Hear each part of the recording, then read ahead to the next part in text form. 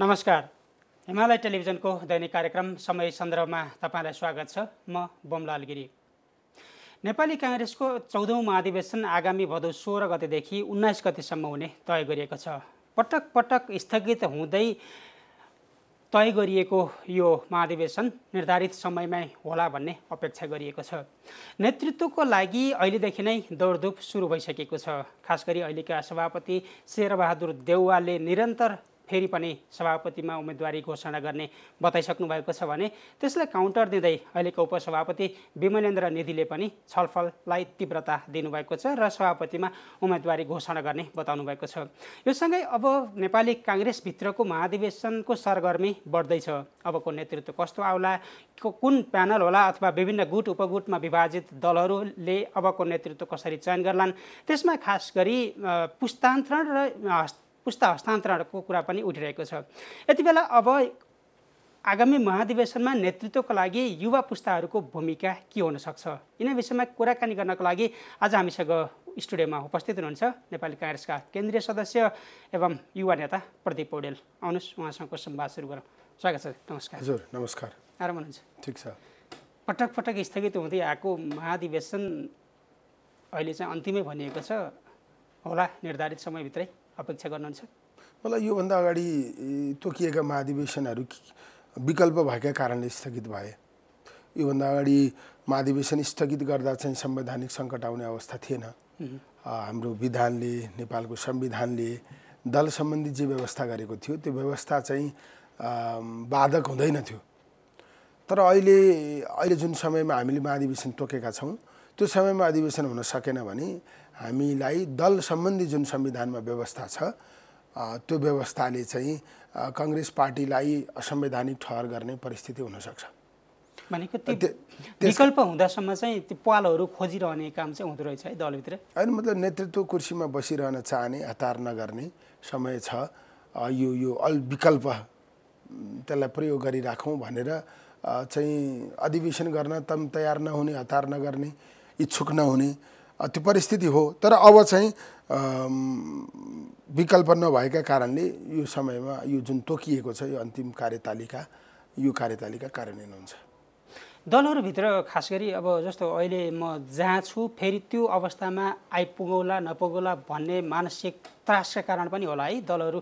तपाईँ नेपाली कांग्रेस मात्र होइन, प्रायः सबै दलमा तोकिएको समयमा महाधिवेशन नगर्ने अनेक विकल्पहरू खोज्ने, पालहरू खोज्ने काम चाहिँ मतलब नेतृत्वले सहज जिम्मेवारी हस्तान्तरण गर्न चाहिरहेको छैन।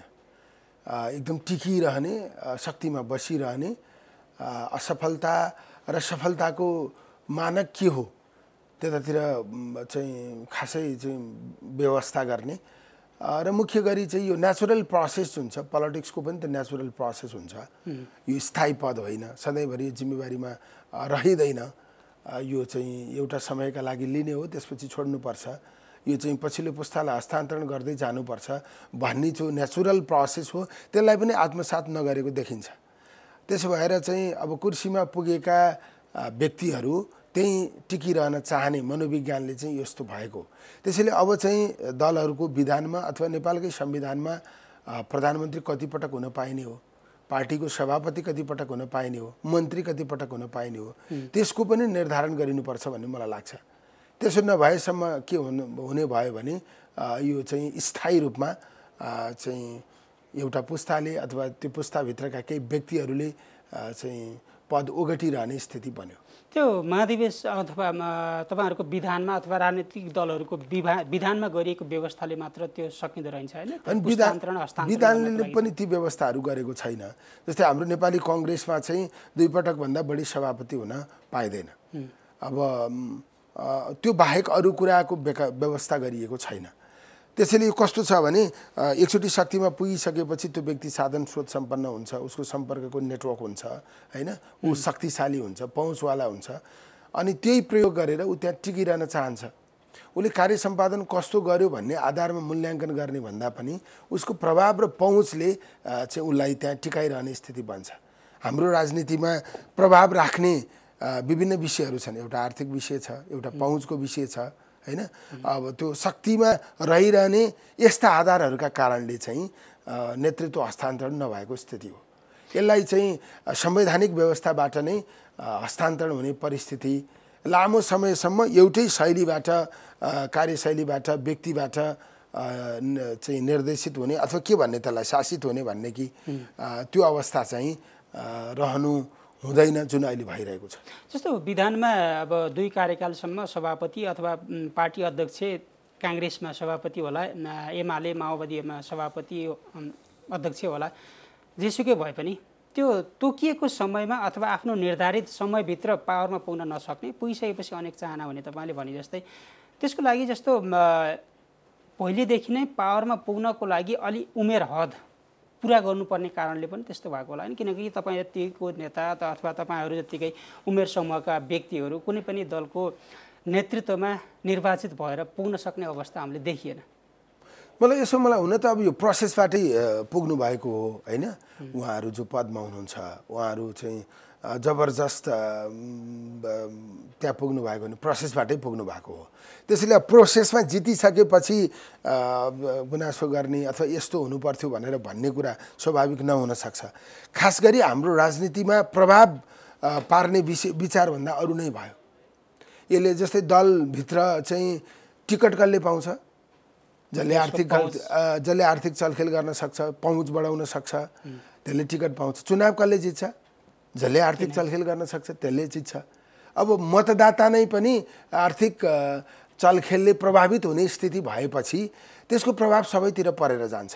राजनीतिक दलमा आर्थिक चलखेल गरेर चाहिँ भनौँ न त्यो आर्थिक क्षमताका कारणले गुट बनाउन सक्ने स्थिति बनिसकेपछि त्यो गुटले चाहिँ सही के हो गलत के हो छुट्याउन सक्दैन होइन। मेरो स्वार्थ कसबाट पुरा हुन्छ होइन, त्यो मलाई कम्फर्टेबल को छ भन्ने आधारमा मात्र निर्णय गर्ने स्थिति बन्छ। त्यसैले दलहरूमा चाहिँ विचारका आधारमा होइन अरू विषयका आधारमा गुटहरू बने।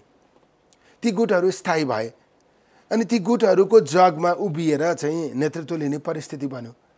त्यसैले त्यो विचार होइन अरू नै कारणले बनेका गुटहरूले बनाएको नेताले चाहिँ वैचारिक ढङ्गबाट नेतृत्व गर्न सक्दैन। तपाईँको उमेर कति भयो? म त्यो 47 वर्ष भयो।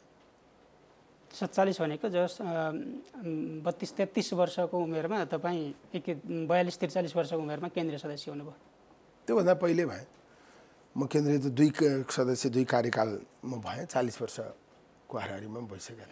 तपाईँ 40 वर्षको उमेरमा केन्द्रीय सदस्य हुनुहुन्छ। अब हामीले तपाईँलाई देख्न खोजेको तपाईँको पनि भित्री चाहना भनेको त कुनै पनि दिन पार्टीको नेतृत्व गर्छु, सरकारको नेतृत्व गर्छु भन्ने चाहना पनि त हो नि होइन। तपाईँ अब अहिलेको उमेरमा 47 वर्षमा केन्द्रीय सदस्य हुनुहुन्छ। तपाईँहरूको स्टेप अब सहमहामन्त्री होला, महामन्त्री होला, उपसभापति होला, त्यो स्टेप बाई स्टेप जाँदाखेरि त तपाईँ पनि त्यो अहिलेको नेतृत्व गर्ने उमेरमा जाने बेलासम्म त तपाईँको उमेर पनि त्यस्तै हुने रहेछ होइन।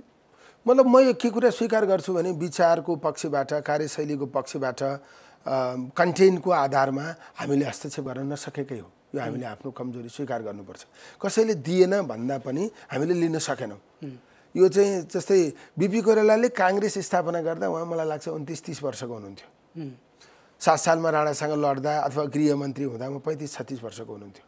त्यसैले उमेरजन्य हिसाबले नै तुलना गर्ने हो भने यो पुस्ता चाहिँ सबैभन्दा बढी स्थिर भएर बसेको जस्तो देखिन्छ। अहिलेको चरणमा पछिल्लो पुस्ता चाहिँ ढुक्क भएर अघिल्लाले छोडिदिन्छन् त्यसपछि लिनुपर्छ। त्यस्तो त्यो कुरा गर्दाखेरि नेपाली काङ्ग्रेसभित्र केन्द्रीय सदस्य मात्र भएको पाएको उमेरको सदस्यको उमेर कति होला अहिले उमेर कुनै पनि पदमा कार्यकारी पदमा पुगेको छैन? त्यसो त म अहिले ठ्याक्कै तपाईँसँग भ्याट्टै भनिहाल्न म सक्दिनँ होइन। भनेको मैले बुझ्न खोजेको त्यो पनि पाकै उमेर होला होइन। पाका उमेरका प्रायः जसो सबै मन्त्री कम्तीमा हुनुभएको छ जो केन्द्रीय समितिमा हुनुहुन्छ अपवाद बाहेक होइन। अब केन्द्रीय समितिमै जेठो उच्च कुलबहादुर गुरुङ हुनुहुन्छ होइन। उहाँको उमेर 80 भन्दा माथि छ।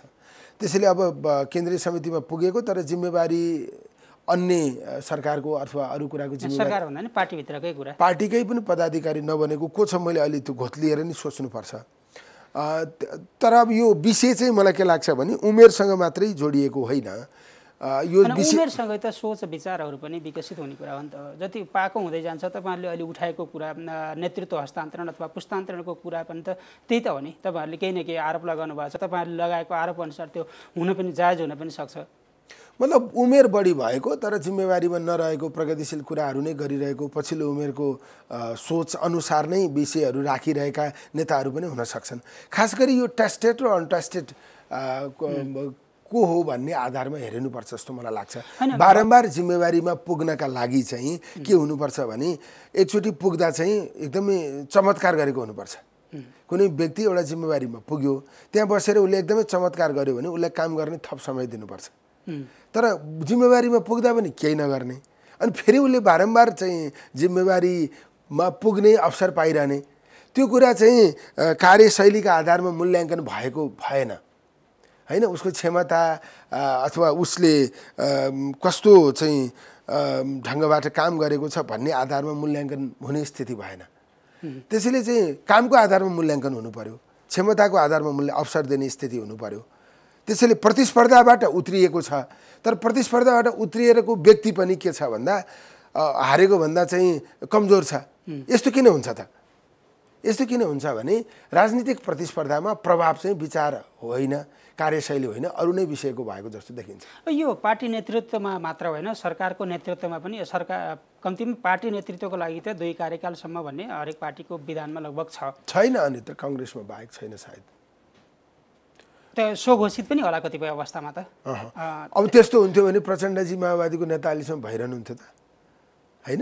माधव नेपालजी पनि लामो समय हुनुभयो हैन। अब पार्टीकै जिम्मेवारी त मलाई थाहा छैन तर केपी ओलीजी पनि मैले जोड्न खोजेको चाहिँ जस्तो पार्टी नेतृत्व गर्ने र सरकार नेतृत्व गर्ने कुराहरू अथवा कति कम्तीमा नैतिकताको कुरा त होला, आफूले लड्छु लड्दैन जित्छु जित्दैन भन्ने कुरा त होला। पार्टीमा चाहिँ सरकारको नेतृत्व अथवा सरकारमा जाने मन्त्रीहरूको कुनै पनि त्यो उमेर हद अथवा केही मापदण्ड चाहिँ बनाउनु पर्दैन जो पटक 15-16 पटकसम्म मन्त्री हुन पाइरहने? मतलब यो नै प्राथमिक विषय हो, मेजर विषय हो। म कान्छो हुँ, मैले अवसर पाउनुपर्छ, म यसो भन्दिनँ। मलाई के लाग्छ भने पार्टी भनेको देश त्यति मात्र होइन, एउटा व्यक्ति 15-16 पटकसम्म मन्त्री हुन पाउने, अरूले अवसरै नपाउने, ऊ त टेस्टेड हो नि त। त्यो त नभएकाहरूले खोज्न नसकेको हो नि त। तपाईको शेरबहादुर देउवा हाम्रो पार्टीको सभापति हुनुहुन्छ, फेरि हुन खोज्नु भएको छ। उहाँ 51 सालमा प्रधानमन्त्री भएको व्यक्ति हो। आज 28 वर्षसम्म उहाँ नै नेता हुनुहुन्छ। उहाँभन्दा पछिल्लाहरूले स्वीकारेपछि त नेता हुनु पाइयो नि त। पछिल्लाले चाहिँ किन थ्रेड गर्न नसकेको? पछिल्लाले म छु भनेर किन भन्न नसकेको? भनेर आउन किन नसकेको? अघिल्लाहरूकै फेरो समाएर अघिल्लाहरूलाई नै मिलाएर चाहिँ शक्ति केन्द्रको वरिपरि किन बस्न चाहिरहेको? अब यो विषय उठाउने काम चाहिँ तपाईहरुको काँधमा आइसकेको छ किनकि तपाईहरु महाधिवेशन उन्मुख हुनुहुन्छ। यसपटक के हुन्छ? अब पुरानै नेतृत्व दोहोरिने किन घोषणा त उहाँले गरिसक्नु भएको छ। मतलब अघि मैले गिरिजी के भनेको थिएँ भने भन्न खोजेको थिएँ भने देश अलि ठुलो स्पेस हो, पार्टी त्योभन्दा सानो स्पेस हो। सानो स्पेसको नेतृत्व गर्दा व्यवस्थित ढङ्गले गर्न सकेन, त्यो पार्टीमा आन्तरिक लोकतन्त्र सुदृढ गर्न सकेन, त्यो पार्टीका मुद्दाहरूलाई राष्ट्रिय स्वार्थसँग जोड्न सकेन, प्राथमिकता निर्धारण गर्न सकेन, पार्टीभित्र फरक मतलाई बहसमा अनुमति दिन सकेन, स्वीकार गर्न सकेन, अथवा समग्र पार्टीलाई नै व्यवस्थित ढङ्गले चलाउन सकेन भने त्यो व्यक्तिले, सानो स्पेसको पार्टी चलाउन नसकेको व्यक्तिले ठुलो स्पेसको देश चलाउन सक्छ? त्यसैले पार्टीहरू भद्रगोल रूपमा चलिरहँदा त्यो पार्टीका नेताले देशलाई व्यवस्थित गर्न सक्छन्? यो प्रश्न कांग्रेस मात्र होइन, अरू पार्टीमा पनि छ। नेपालमा मूल गरी चाहिँ कांग्रेस र कम्युनिस्ट टु पार्टी सिस्टम जस्तो छ। कम्युनिस्टहरू पनि त एक आपसमा मिलेर कांग्रेसलाई जितेका हुन् नि त। त्यसैले मिलेका कम्युनिस्टहरू र कांग्रेस यी पार्टीहरू व्यवस्थित नभएसम्म, यिनीहरूले आफ्नो प्राथमिकता निर्धारण नगरेसम्म, यी पार्टीहरूभित्र आन्तरिक लोकतन्त्र सुदृढ नभएसम्म, अब हुन त कम्युनिस्ट पार्टीभित्र आन्तरिक लोकतन्त्र कसरी सुदृढ हुन्छ त्यो पनि एउटा प्रश्न हुन सक्छ। तर कांग्रेस पार्टीभित्र त हुनुपर्छ, जसले आफूलाई लोकतन्त्रको चाहिँ पर्यायवाची ठान्छ। आफूभित्रै लोकतन्त्र सुदृढ गर्न नसकेको पार्टीले देशको नेतृत्व गर्न गयो भने लोकतान्त्रिक मूल्य र मान्यतालाई संस्थागत गर्न सक्छ, बलियो बनाउन सक्छ, देशमा चाहिँ स्वतन्त्र निष्पक्ष संस्थाहरू निर्माण गर्न सक्छ।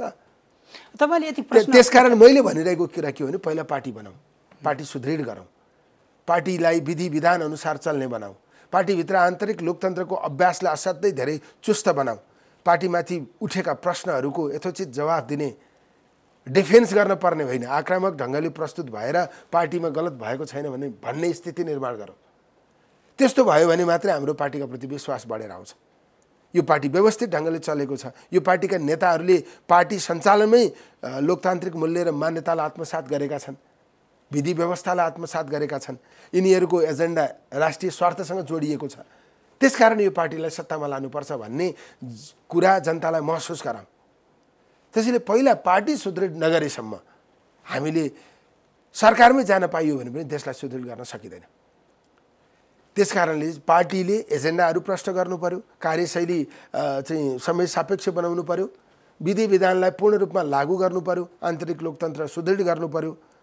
त्यो गर्नका निम्ति काङ्ग्रेस पार्टीको नेतृत्व त्यही अनुसारको आउन जरुरी छ। काङ्ग्रेस सभापति शेरबहादुर देउवाले एक कार्यकालभन्दा बढी समयमा पार्टीको नेतृत्व गरिसकेपछि उहाँहरूको मूल्याङ्कन पनि तपाईँहरूले गर्नुभयो राम्रैसँग। उहाँहरूको निरन्तरता अथवा उहाँको विकल्प के हो अहिलेको आवश्यकता? होइन, हाम्रो आदरणीय सभापति शेरबहादुर देउवा नेपालको राजनीतिमा लामो समय योगदान गरेको व्यक्ति हुनुहुन्छ। सँगसँगै बारम्बार जिम्मेवारी पाएर टेस्ट भएको व्यक्ति पनि हुनुहुन्छ। त्यसैले त्यो निरन्तरता अथवा त्यो समर्पण योगदानको आधारमा मूल्याङ्कन गर्ने एउटा विषय हुनसक्छ। त्यसको मूल्याङ्कन पदीय कम्पेन्सेसन क्षतिपूर्ति हुन सक्दैन। हुन्थ्यो नै भने पनि उहाँले धेरै पटक प्राप्त गरिसक्नुभयो। त्यसैले उहाँलाई विगतको कार्यशैलीका आधारमा मूल्याङ्कन गरिनुपर्छ भन्ने मलाई लाग्छ। किनभने उहाँ जिम्मेवारीमा पुगेर चाहिँ काम गरिसकेको मान्छे हो। त्यसैले उहाँले काम कस्तो गर्नुभयो भन्ने आधारमा उहाँको मूल्याङ्कन हुनुपर्छ, उहाँकै बारेमा छलफल गर्दा चाहिँ। तर अब त्यो छलफल गर्ने हाम्रो पार्टीका आन्तरिक फोरमहरू हुन सक्छ। तपाईँको मूल्याङ्कन के? मतलब अहिले यो सार्वजनिक फोरममा म त्यो यसो भनिहाल्न तिर नजाउँ, होइन, किनकि हाम्रो नेतृत्वको बारेमा त यत्रो त्यही त नेतृत्वकै बारेमा म एउटा जिम्मेवार मान्छेले आन्तरिक रूपमा यसका बारेमा डिबेट चिरफार गर्न सक्छु। तर मैले के भने उहाँले जिम्मेवारी प्राप्त गरिसक्नु भएको कारणले उहाँले प्राप्त गरेको जिम्मेवारीलाई कसरी निर्वाह गर्नुभयो भन्ने आधारमा उहाँको मूल्याङ्कन हुनुपर्छ। अब त्यति नै जिम्मेवारी प्राप्त नगर्नुभएका अरू नेताहरूका बारेमा त्यही अनुसार मूल्याङ्कन हुनुपर्छ। तर मलाई के लाग्छ भने समग्रतामा आज राष्ट्रिय मुद्दाहरू जे जस्ता छन् अथवा देशले जस्ता विषयहरूमा बहस खोजिरहेको छ, निष्कर्ष खोजिरहेको छ, त्यसको आधारमा काङ्ग्रेसको सभापति कसैले पनि दाबी गरिरहेको जस्तो देखिँदैन। वैचारिकता एकदमै दुब्लाएको छ, एकदमै बिचरो भएको छ। म यति वर्ष काम गरेँ, यसरी निरन्तरता दिएर आएँ, चाहिँ मेरो निरन्तरताको आधारमा म सभापति हुन्छु अथवा अहिलेको सभापतिले राम्रो गर्नु भएन म राम्रो गर्छु। कसरी राम्रो गर्ने हो त? फरक शैली कसरी अपनाउने हो त? कार्यशैलीलाई समय सापेक्ष कसरी बनाउने हो त? आन्तरिक लोकतन्त्रका प्रतिको कमिटमेन्ट के हो त? विश्वासिलो कमिटमेन्ट। अनि राष्ट्रिय मुद्दाहरू के हुन् त? हैन, देशलाई समृद्धिको लक्ष्यमा पुर्याउने आधारहरू के हो त? त्यसको आधारमा मैले भन्न खोजेको जस्तो मैले तपाईँको पार्टीको सभापतिको आलोचनै गर्नुहोस् भनेर भनेको पनि होइन। र तपाईँले अब हामी यति बेर कुरा गऱ्यौँ नेतृत्व हस्तान्तरण, पुस्तान्तरण, उमेर हद, सक्षमता असक्षमता लगायतको विषयमा कुरा गरिसकेपछि अबको योग्य नेतृत्व कस्तो हो त नेपाली काङ्ग्रेसलाई चाहिने? तपाईँ किनभने सभापति त अहिले टेस्टेड भइसक्नुभयो। टेस्टेड भइसकेपछि तपाईँहरूको मूल्याङ्कन हुनु पर्यो। मूल्याङ्कन गरेर उहाँले राम्रो गर्नुभएको हो भने तपाईँहरूले निरन्तरताको कुरा गर्नु पर्यो, होइन भने पुस्तान्तरणको कुरा गर्न पर्यो। भने मैले भने नेपाली राजनीतिले नेचुरल प्रोसेसलाई पनि मानेको छैन। त्यसैले पुस्तान्तरण त अनिवार्य छ एउटा विषय। मैले त्यो खासमा चाहिँ त्यो अनिवार्य छ, बाध्य बनाउन सकिँदैन, र लड्ने राइट्स त जसको पनि छ नि। त्यसैले यसलाई चाहिँ छिनोफानो गर्ने आधार के हुनसक्छ? तपाईँले भन्नुभएको कस्तो नेतृत्व, यसको सैद्धान्तिक पस्तर मात्रै भन्न सकिन्छ। चुनाव आउँदैछ, हाम्रो काङ्ग्रेस पार्टीलाई यस्तो नेतृत्व आवश्यक परेको छ जसले अपिल गर्दा जनताले विश्वास गर्न सकुन्। यो आज कम्युनिस्ट पार्टीले भद्रगोल बनाएको यो देशलाई 2/3 ल्याउँदा पनि स्थिरता दिन नसकेको यो अवस्थालाई हामीले चाहिँ ट्र्याकमा ल्याउनेछौँ। संविधानमाथि जुन ढङ्गले प्रहार भयो त्यो प्रहारबाट हामीले मुक्त गर्नेछौँ संविधानलाई। देशलाई लोकतान्त्रिक बाटोसँगतिर यसरी लिएर जानेछौँ। हामीले खोजेको समृद्धि यसरी आर्जन गर्नेछौँ।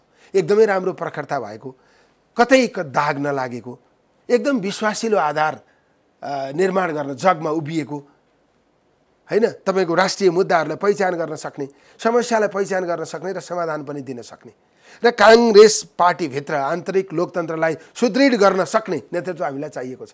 यो त एकदमै अमुक कुरा भयो हैन।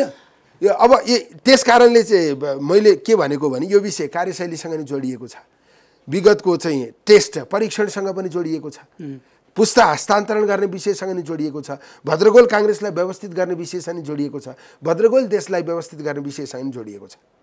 त्यसैले यो समग्रता नै काङ्ग्रेसको नेतृत्व हो। अब त्यो कोसँग छ तपाईँले फेरि सोध्नु होला। त्यसो भए अघिल्लो चुनावमा नेपाली काङ्ग्रेस कमजोर भएर होस् अथवा विपक्षीहरू बलिया भएर एकजुट भएर होस्, काङ्ग्रेस दोस्रो पार्टी भयो, तपाईँले भनेअनुसारै हो भने त यति बेला काङ्ग्रेसमा विचारा भएको छ। अनि जो सत्तामा पावरमा छ उहीसँग पैसा छ, उहीसँग शक्ति छ, सम्बन्ध उहीसँग छ भनेपछि त तपाईँहरू बाहिरबाट चिच्याएर त केही हुनेवाला रहन्छ? तपाईँहरूको महाधिवेशनबाट नयाँ नेतृत्व आउला भनेर अपेक्षा गर्ने कसरी? त्यस्तो होइन, यो चाहिँ तपाईँले भने विकृति हो। हामी चाहिँ हामीले चिर्न त सक्नु भएन नि त। हामी चिर्ने कोसिस छ, सकिएन भनेर कसरी? यही एउटा कुरा कहिलेसम्म सुनिरहने? प्रयास गरिरहनु भएको छ, नेतृत्व हस्तान्तरण पुस्तान्तरणका लागि तपाईँहरूको प्रयास जारी छ भनेर मात्र भयो त, के परिणाम के आयो? अनि यो पनि भनिएन भने त त्यसपछि त्यसले यति गहिरोसँग जरा गाड्छ होइन, गहिरोसँग जरा गाड्छ। कमसेकम प्रयास त गरिरहेका छौँ। त्यस कारणले के हो भने मैले त्यो अगाडि तपाईँलाई के भन्न खोजेको थिएँ भने यो त समग्र हाम्रो संविधानसँग राजनीतिक प्रणालीसँग जोडिएको विषय हो। एउटा सांसदले निर्वाचनमा कतिसम्म खर्च गर्न सक्छ? 25 लाख होइन? 25 लाख खर्च गरेर कसैले जिताछ? करोडौँ खर्च गरेर। अनि कानुन छ तर त्यसलाई प्र्याक्टिसमा लागू गर्न किन सकिँदैन? कहाँनिर ल्याप्सेस छ, कहाँनिर समस्या छ? दलले त्यसलाई समीक्षा नगर्ने, त्यसलाई सुधार्नतिर नलाग्ने, कानुन बनाएर पनि त हुँदो रहन्छ नि त।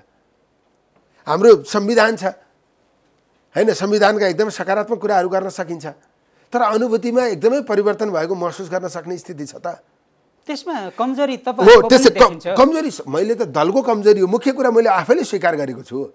त्यसैले त्यही कमजोरीलाई अथवा कसरी निराकरण गर्ने अथवा कसरी स्वच्छ हुने सुधार्ने यो आजको हाम्रो मूल विषय हो। यो मूल विषयमा प्रवेशै नगरिकन नेतृत्वमा जान पाइन्छ त? तर त कस्तो भयो भने अब जस्तो तपाईँ केन्द्रीय सदस्य हुनुहुन्छ, तपाईँहरूको एउटा अलायन्स होला अथवा तपाईँहरूले गरेको, तपाईँहरू जतिको युवा नेताहरूले, युवा पुस्ताहरूले गरेको निर्णयले त्यसले फेरबदल पार्न सक्छ नेतृत्वलाई। तर कस्तो भयो भने लास्टमा बिक्ने के? अब सिधा अर्थमा भन्दाखेरि चाहिँ त्यस्तो भयो, अलि गलत अर्थ नलगाउनु होला। तपाईँहरूलाई निगाहले अलि पाका नेताहरूले अथवा नेतृत्वमा पुगेकाहरूले तँलाई यो दिन्छु, तँलाई मन्त्री बनाउँछु, तँलाई पदाधिकारी दिउँला भनिदियो भने तपाईँहरू बिक्ने? सबै त्यस्ता छैनन् तर धेरै जसा त्यस्ता छन्, म मान्छु। यो चाहिँ खासमा चाहिँ मैले अघि नै त्यो कुराको सम्बोधन गरिसकेको छु नि। कस्तो मनोविज्ञान हावी छ भने अघिल्लो पुस्ताको दाउराको फेरो समाएर आफ्नो महत्त्वाकांक्षा पुरा गर्ने। त्यस्तो गर्नका लागि के गर्नुपर्छ भने त्यो नेतृत्वले गलत गर्यो भने पनि त्यसको प्रशंसा गर्नुपर्छ। तपाईँले गलत गर्नुभयो भन्ने मान्छे त उसको निगाह त प्राप्त गर्न सक्दैन।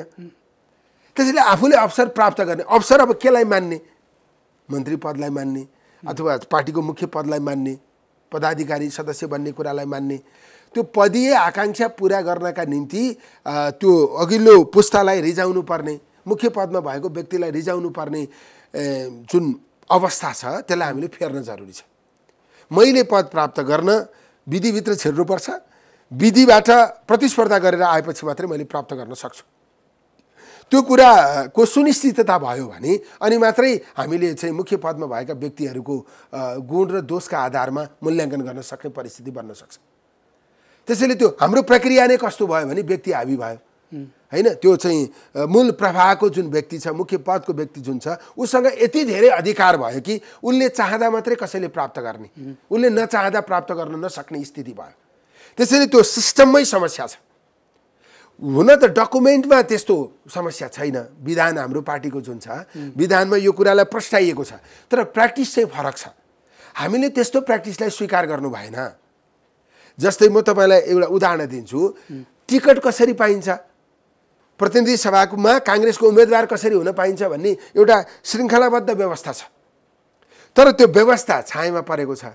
नेतृत्वले फलानालाई दिने भनेर निर्णय गरेपछि त्यसले पाउने स्थिति छ।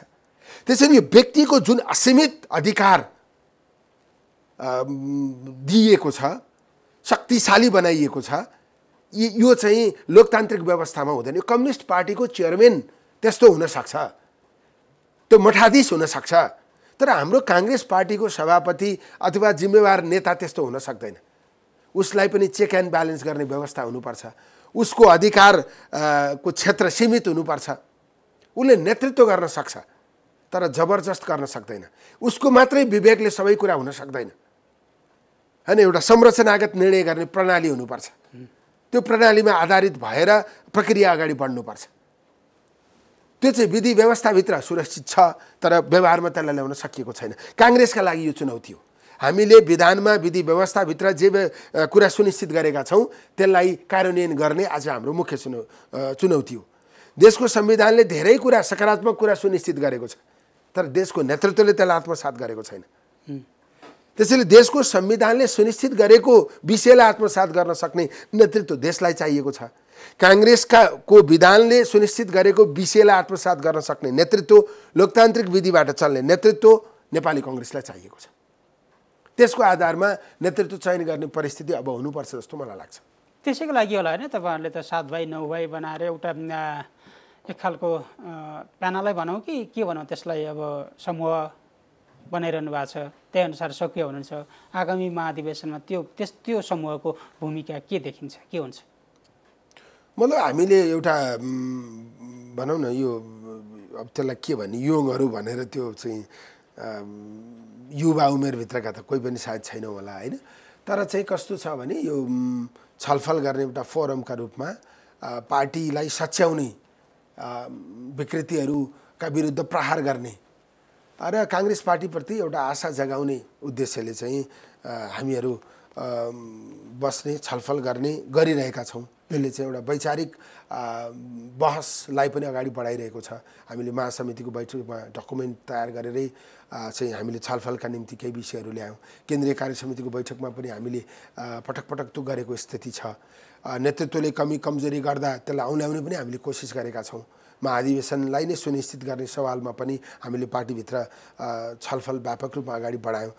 त्यसैले चाहिँ नेतृत्वसँग समन्वय गर्ने, पार्टीले अङ्गीकार गर्नुपर्ने नीतिहरूलाई बहसमा ल्याउने र चाहिँ भनौँ न पछिल्लो जेनेरेसनका बिचमा एकता निर्माण गरेर एउटा सङ्गठित स्वरूप निर्माण गर्न सकिन्छ कि भनेर हामीले प्रयास गरिरहेका छौँ। महाधिवेशनमा त्यसको भूमिका के देखिन्छ त? एकदमै धेरै हस्तक्षेपकारी भूमिका त्यसको हुन्छ भन्ने मलाई लाग्दैन। अब त्यो पनि आफैमा अल्बलिएको अवस्थामा छ।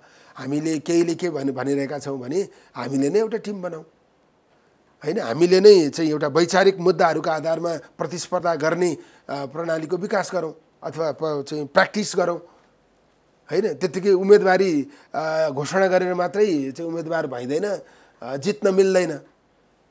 उम्मेदवार के का लागि हुने हो होइन, त्यसको चाहिँ डकुमेन्ट आउनु पर्यो, योजनाहरू आउनु पर्यो, फेरिस्ता आउनु पर्यो भनेर हामी भन्छौँ। हामी नै लिएर जाउँ न त भन्ने पनि छलफल भइरहेको छ। अब त्यो कति परिणाममुखी हुन्छ यसै भन्न सकिँदैन। त्यही त, अब यो विषय तपाईँहरूले उठाउनु भयो, प्रारम्भिक चरणमै छ।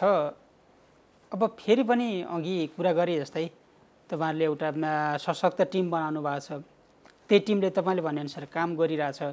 फेरि पनि फेरो समाउने काम चाहिँ नहोला भन्न नसकिने क्या। त्यसले गर्दाखेरि तपाईँहरूले उठाएका एजेन्डा, तपाईँहरूका विचार मुद्दाहरू त फेरि पनि ओझेलमा पर्ने भए। अब मूल नेतृत्व धेरै तल झर्छ, पुस्तान्तरण हुन्छ, एकदम त्यो छलाङै मारेर आउँछ भनेर म भन्न सक्दिनँ होइन। अब यो पहिलो र दोस्रो जेनेरेसनभित्रबाटै मूल नेतृत्व भनेको सभापति बन्ने स्थिति हुनसक्छ। तर अन्य पदहरूमा चाहिँ अलिकति पछिल्लो पुस्ताका नेताहरू, मान्छेहरू आउने स्थिति बन्छ। त्यो माहौल बनेको छ जस्तो मलाई लाग्छ। पहिलेको जस्तै स्थिति छ भन्ने मलाई लाग्दैन। सबै पुस्ता समेटेर चाहिँ पार्टीको नेतृत्व पङ्क्ति तयार गर्नुपर्छ भन्ने आम मनोविज्ञान बनेको छ जस्तो मलाई लाग्छ। हाम्रो काङ्ग्रेस पार्टी गत निर्वाचनमा एकदमै थोरै सिटमा जितेको स्थिति हो। 23 सिटमा, 165 सिटहरूमध्येमा 23 सिटमा मात्रै हामीले जितेको स्थिति थियो। अब निर्वाचन किन हार्यौँ त्यसको एकदम गहिरो समीक्षा पनि हामीले गर्न सक्यौँ या सकेनौँ, त्यो पनि एउटा छलफलको विषय अझै पनि हुनसक्छ। त्यसको जिम्मेवारी कसले लिने भन्ने बारेमा पनि लामो समयसम्म छलफल भयो होइन। त्यो पनि त्यो प्रभावकारिता देखाउन नसकेको विषय हो भन्ने मलाई लाग्छ। कम्युनिस्टहरू टुक्रा टुक्रा भए होइन, उनीहरूले जनताको विश्वासमाथि कुठाराघात गरे, 2/3 ल्याएर पनि देशमा अझ बढी स्थिरता ल्याए। यस्तो अवस्थामा काङ्ग्रेसले एकदमै प्रभावकारिता देखाउन सकिरहेको छैन। यस्तो खालको टिका टिप्पणी छ। विपक्षमा बसेर काङ्ग्रेसले जुन ढङ्गले चाहिँ कार्यशैली अपनाउनु पर्थ्यो त्यो अपनाउन सकेन। विपक्षी मोर्चालाई एकदमै धेरै सङ्गठित बनाउन सकेन, नेतृत्व दिन सकेन। यस्ता कुराहरू पनि थुप्रै आएका छन्। तपाईँको संविधानमाथि कार्यकारी प्रमुखले अथवा चाहिँ राष्ट्राध्यक्षले प्रहार गरेको, संविधान विरोधी कामहरू गरेको भन्ने कुरा पनि अहिले आइरहेको छ। त्यसलाई हामीले कसरी लियौँ, कसरी दबाब सिर्जना गर्न सक्यौँ कि सकेनौँ, यो तमाम कुरा त्यसमा जोडिएको छ। र अहिलेका लागि मात्रै विषयहरू हुँदैनन्, अहिले तय गरिएका विषयहरूले भविष्य निर्धारण गर्छ। त्यसैले काङ्ग्रेस पार्टीले नै राष्ट्रिय विषयहरूमा, राष्ट्रिय मुद्दाहरूका सवालमा कति स्पष्टता देखाउन सक्छ त?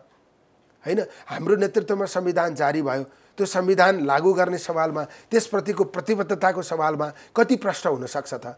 यो तमाम विषयलाई महाधिवेशनले प्रश्न पार्नुपर्छ भन्ने मलाई लाग्छ। तपाईँहरू जतिको पुस्ताले अहिले एउटा कुनै पनि पदमा अथवा पदाधिकारीमा राम्रैसँग पकड जमाउन सक्यो, कुनै पनि अहिले नेतृत्व गरिरहेको त्यो पक्षलाई राम्रोसँग टक्कर दिन सक्यो भने अर्को पटक नेतृत्वमा दाबी गर्न पनि त एउटा आधार तयार हुन्थ्यो होला नि, होइन? त्यो पक्कै पनि हो। त्यसले चाहिँ अर्को पटकको नेतृत्व सुनिश्चित पनि गर्छ र आम रूपमा एउटा सन्देश के दिन सक्छ भने काङ्ग्रेसमा चाहिँ नयाँ पुस्ताका आशा लाग्दा मान्छेहरूले प्रयास गरिरहेका छन्, उनीहरू जुधिरहेका छन्, टकराव गरिरहेका छन्, उनीहरू व्यवस्थित ढङ्गले आइरहेका छन्। पार्टी यस्तो हुनुपर्छ, राष्ट्रिय मुद्दाका सवालमा हाम्रो अवधारणा यस्तो हुनुपर्छ भनेर प्रष्ट दृष्टिकोण बोकेर आइरहेका छन्। त्यो मूल नेतृत्वमै पुगिहाल्छ मैले भन्दिनँ, तर त्यसले एउटा राम्रो सन्देश दिन सक्छ। कम्तीमा हामी त्यति मात्रै भयो भने प्रयास गरौँ। नेतृत्व मतलब कुर्सीमै बसेर पदमै पुगेर नेतृत्व गर्न पाइन्छ भन्ने होइन, पद बाहिर रहेर विषयहरू बोकेर पनि नेतृत्व गर्न पाइन्छ। त्यसैले विषय बोकेर नेतृत्व गर्ने कोसिस गरौँ।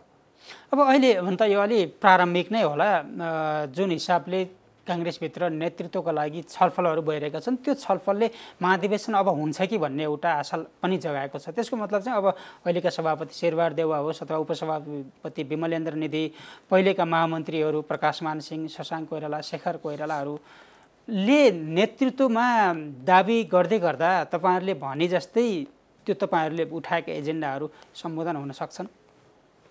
मलाई अहिले सभापतिका दाबी गर्नुभएका आदरणीय नेताहरूले चाहिँ आफ्नो उम्मेदवारी प्रस्तुत गर्नुभएको छ, तर उम्मेदवारीको कारण प्रस्तुत गर्न सक्नुभएको छैन कसैले पनि। म यस कारण उम्मेदवार हुँ भनेर चित्तबुझ्दो ढङ्गले आधारहरू प्रस्तुत गर्न सक्नुभएको छैन। त्यो प्रस्तुत गर्न सक्नु भएन कि त्यो आधार नै छैन उहाँहरूसँग? अब मैले त्यसो त भनिहाल्न सक्दिनँ। अब आधारहरू दुई चारवटा बुदामा मात्रै पनि प्रस्तुत गर्न सकिन्छ, होइन? तर त्यो पूर्ण आधार त प्रस्तुत गरेर आउनुपर्छ भनेको अहिलेसम्म जति दाबीदारी प्रस्तुत गर्ने बताइरहनु भएको छ, कहिले गरिरहनु भएको छ, दोस्रो पुस्तासम्म आइपुग्दाखेरि पनि त्यो पुस्ताले नेतृत्व गर्दा पनि काङ्ग्रेसले सक्छ नेतृत्व पाउँदैन भन्ने तपाईँको आशंका हो, होइन? मतलब यस्तो हुन्छ, विषयवस्तुको आधारमा सबै मान्छे पूर्ण हुन्छन् भन्ने होइन। पदमा गइसकेपछि थप उसको कार्यशैलीले अरू धेरै कुरा निर्धारण गर्न पनि सक्छ। तर यो त राजनीतिक पार्टी हो, होइन? यो राजनीतिक पार्टीको नेतृत्व सार्वजनिक जिम्मेवारी अदा गर्ने विषय हो। त्यसैले म के गर्छु त, प्रतिस्पर्धामा प्रस्तुत हुँदै गर्दा उसले चाहिँ आधारहरू प्रस्तुत गर्न सकेन भने त्यो चाहिँ व्यक्ति प्रस्तुत भएको भयो, विचार प्रस्तुत भएको भएन, कार्यशैली र योजना प्रस्तुत भएको भएन। मैले छनौट गर्दा कुन व्यक्तिको अनुहार कस्तो छ, गाउँ गोरो छ कि होइन, वर्ण चाहिँ कस्तो छ भन्ने आधारमा छनौट गर्ने होइन, त्यो कुन जातिको भन्ने आधारमा छनौट गर्ने होइन। मैले त त्योसँग के कन्टेन्ट छ भन्ने आधारमा छनौट गर्ने हो। त्यसैले यो विचारका आधारमा प्रतिस्पर्धा गर्ने विषय हो, पद हो। पार्टीको मूल नेतृत्व चयन गर्ने सवालमा चाहिँ त्यो समुदायको प्रतिनिधिले, होइन, अथवा चाहिँ त्यो क्षेत्रको प्रतिनिधिले, त्यो जातिको प्रतिनिधिले चाहिँ प्रतिनिधित्व गर्ने अवस्था होइन, त्यो विचारको प्रतिनिधि, मैले चाहिँ मन पराएको कार्यशैलीको प्रतिनिधि हुनुपर्छ। आजका समस्याहरूलाई सम्बोधन गर्न सक्ने विश्वासको प्रतिनिधि हुनुपर्छ। त्यस्तो प्रतिनिधित्व, त्यो ढङ्गले प्रतिनिधित्व गर्ने गरी कोही आउनु भएको देखिँदैन।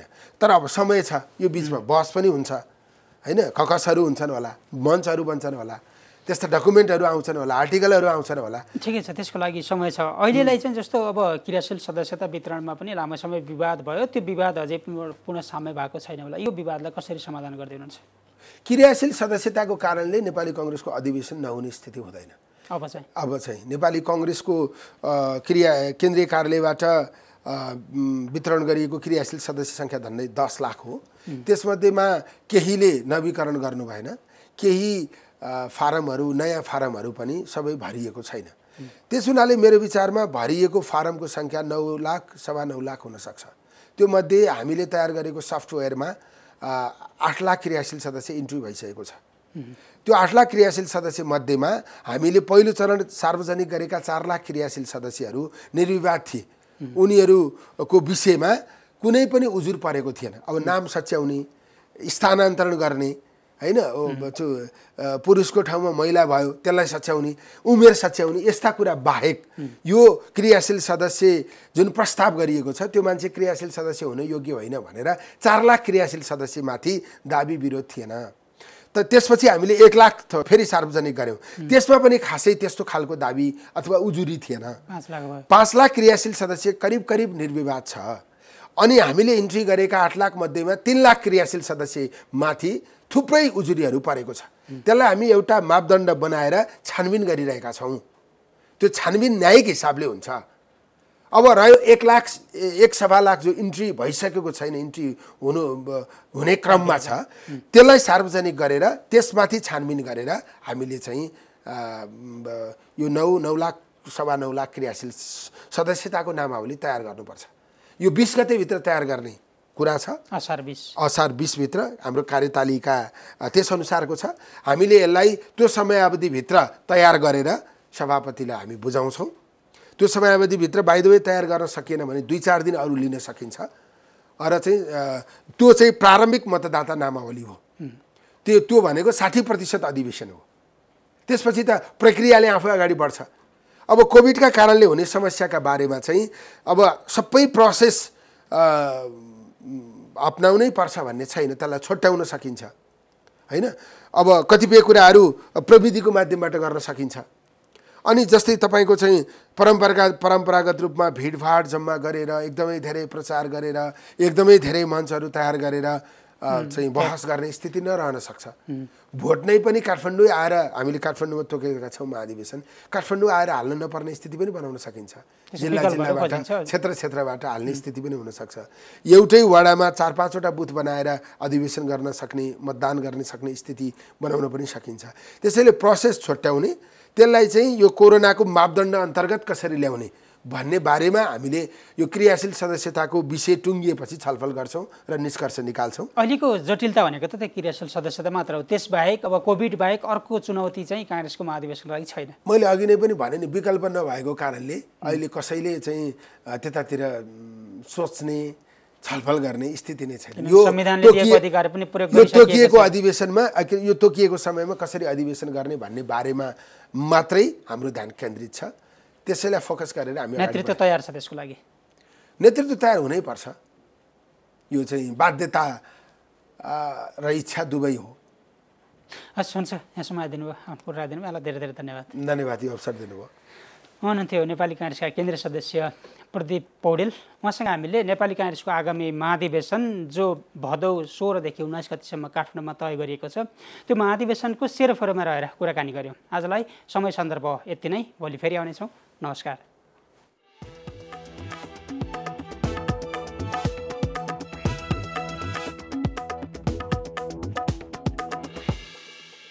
नेहा